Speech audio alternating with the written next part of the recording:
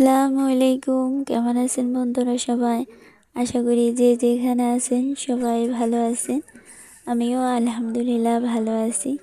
তা প্রতিদিনের মতন আবার একটি ব্লগ নিয়ে আসলাম। এদিকে আমি সকালবেলা ঘুম থেকে উঠে হাঁসগুলো আগে ছেড়ে দিলাম। হাঁসগুলো ছেড়ে দিয়ে এখন বিছানাটা ঠিক করতে আসলাম। আর এখন বাজে সকাল 8টা। 8টা মানে অনেকটা বেলা, কারণ শীতকালে বেলা তো অনেক ছোটো, আর গরমের সময় তো তখন বেলা অনেক বড়। আর শীতকালে তখন 5টার দিকেই সব মানে মাগরিবের আজান দেয়। তা এদিকে আমি লেট করে ঘুম থেকে উঠছি, কিন্তু আমার আপু আর আম্মু তারা অনেক আগেই ঘুম থেকে উঠে গেছে। আমি একটু ইদানিং বেশি একটু লেট করে উঠি মানে ফজরের নামাজ পড়ে আমি শুয়ে থাকি। শীতের সময় উঠতে ইচ্ছে করে না, এজন্য আবার নামাজ পড়ে শুয়ে থাকে। আর আমার আম্মু সে ভোরবেলা উঠে গেছে, কিন্তু আর শুই নাই।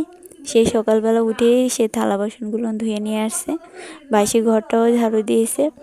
শুধু আমি এখন ঘুম থেকে উঠে হাঁসগুলো ছেড়ে দিয়েছিলাম, কারণ হাঁসগুলো ছাড়ে না এর জন্য। আর এদিকে দেখেন আমার ভাইয়া লোক এনে সব ডাল কাটতেছে এই জন্য।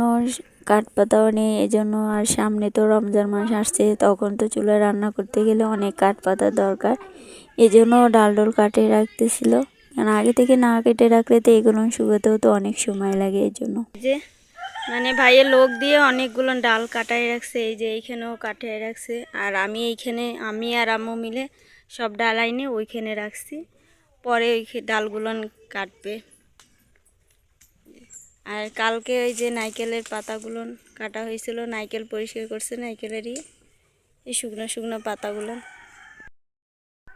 তো কিছু ডাল রেখে দিছি ওইখানে, আর এখনও ডাল কাটা হয়নি। ওই যে কাটতেছে, ওই যে কি বড় বড় ডাল সব পুকুরে পড়ছে। তো কাটা হয়ে গেলে পরে টাইনে উঠাবো উপরে। আজকে আমার ছোট ভাগ্নের পরীক্ষা ইংরেজি, তাই এখানে বসে বসে পড়তেছে। সকালবেলা প্রাইভেট পড়ে আসছে, 1টার দিকে পরীক্ষা, তাই আমি খাওয়া দাওয়া করে এখন আবার ওইখানে বসে বসে পড়াশোনা করতেছে।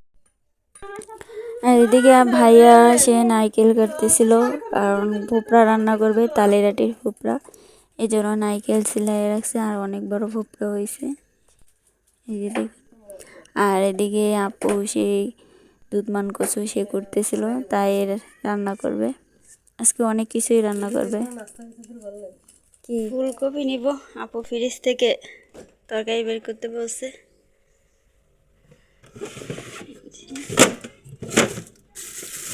ফুলকপি আছে, মূলা আজকে রান্না করবে না।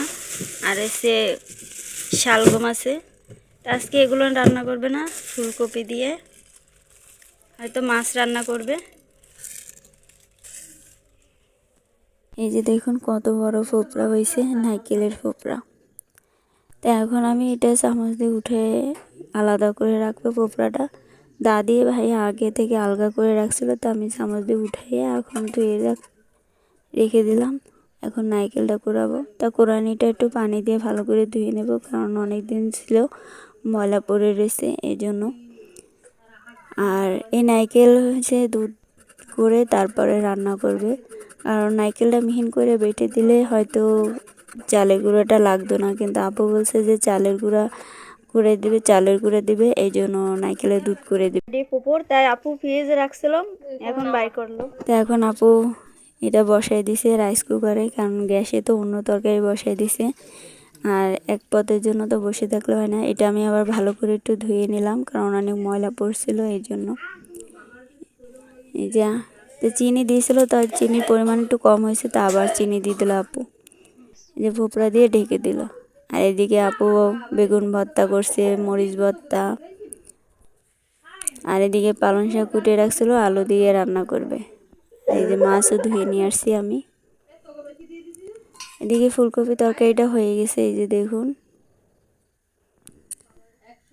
আর পালং শাকটা হয়ে গেছে, কারণ শর্ট করে রান্না করা দেখাইছি, কারণ ফুল ভিডিওটা দেখাতে গেলে অনেক সময় লাগবে, এই জন্য আপনাদের আমি শর্ট করে ভিডিওটা দেখালাম রান্নাটা। আর এদিকে এটাও রান্না হয়ে গেছে, কত সুন্দর ঘ্রাণ বেরিয়েছে, অনেক সুন্দর হয়েছে। আর এইটা হয়েছে সেই কচু তেলে দিয়েছিল। মাছটা বসাই দিছে, মাছ বোনা করতেছে। তা মাছটা হয়ে গেলে তারপর রান্না বান্না শেষ, তারপর আমি ঘর মুছতে যাব, ঘরটার মুছে তারপরে ভিডিওতে আসবে। তো ওদিকে রান্না বান্না শেষ হয়ে গেছে, আমি আবার এদিকে একটু হালকা করে ঝাড়ু দিলাম, কারণ ফুলভাবে ঝাড়ু দিতে পারবো না, কারণ ওদিকে কাঠ পাতা রয়েছে অনেক ডাল ডোল, সেগুলো টানতে টানতে অনেক ময়লা হয়ে গেছে আর অনেক পাতা পড়ছিল, সেজন্য একটু কোনো রকম ঝাড়ু দিয়ে নিলাম। তো আমার দিকে ঘর মোছা হয়ে গেছে, ঝাড়ুটা হয়ে গেলে তারপর গোসল টোসল করে খেতে বসবো। এই যে দুপুরে খেতে বসলাম, এই যে সেই কচু দিয়ে আগে খেতে বসলাম। কচুটা আমাদের অনেক ভালো লাগে, আর দুধমান কচু তো অনেক ভালো লাগে, আপনারা খেয়ে দেখবেন, দুধমান কচুটা অনেক ভালো হয়। যেভাবে রান্না করে, মাছ দিয়েও রান্না করা যায়, আমার আপু এমনি তেলে দিছে, আর আমার আপু অনেক সুন্দর করে কচু শাক তেলে দিতে পারে, অনেক মিষ্টি মিষ্টি লাগতেছে। তাই যে পর্যন্ত, আপনারা ভালো থাকবেন, আল্লাহ হাফেজ।